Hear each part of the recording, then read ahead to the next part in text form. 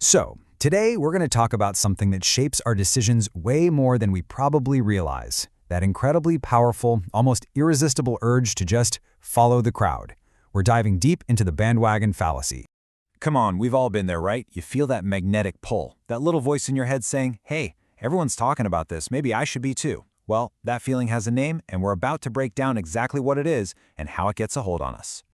All right, so let's put a formal name to that feeling. We're going to get into the official definition here and really get to the heart of this very, very human tendency. So what is it exactly? Well, the bandwagon fallacy, or argumentum ad populum, if you want to get technical, is basically a thinking error. It's the simple but super powerful mistake of believing that if an idea is popular, then it must be true, or right, or valid. It's when we let popularity become a substitute for actual proof. This fallacy is so effective because it hits us on a few different levels. First, it directly appeals to that part of us that wants to be in the in crowd. Second, it plays in our deep-seated need to conform and not be the odd one out. And honestly, it offers a tempting shortcut. I mean, why bother thinking for yourself when you can just go with what the herd is doing? So why is that shortcut so tempting? Well, it's not just a simple flaw in our logic. It's actually deeply rooted in our psychology. Let's dig into the powerful mental forces that are really at play here.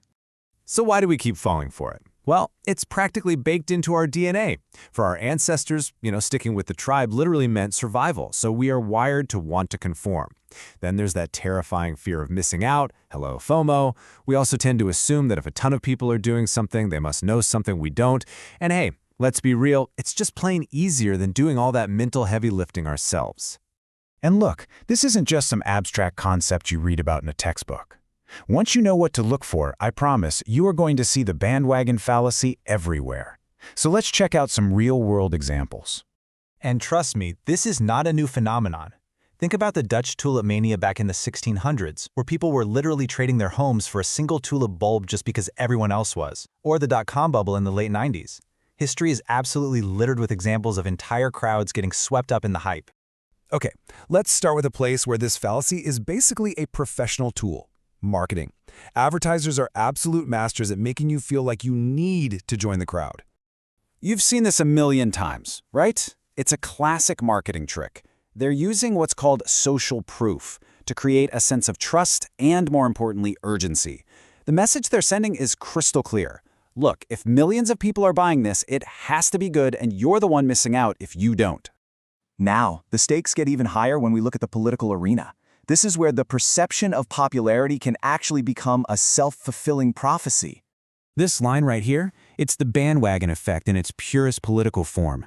It's an attempt to create this sense of inevitable victory, to make undecided voters feel like they're backing a losing horse if they don't join the winning team. It's an appeal to momentum, not to actual reason or policy. And of course, we have to talk about social media. It is the ultimate bandwagon machine. Likes, shares, retweets, that's the currency of popularity now. And it's dangerously easy to mistake something that's gone viral for something that's actually valid. Viral challenges are the perfect modern example. The reason to do them isn't because they're smart or safe or interesting, it's simply because everyone else is doing it.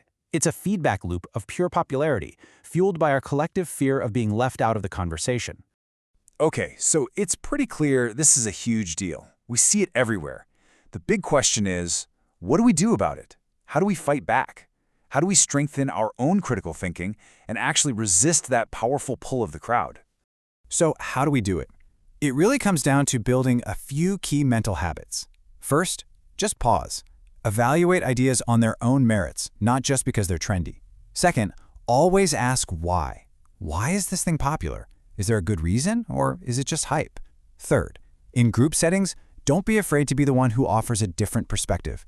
Encourage a real debate. And finally, always be on the lookout for groupthink. That's when a group gets so focused on agreeing with each other that they stop thinking critically altogether. So at the end of the day, it really all boils down to this choice.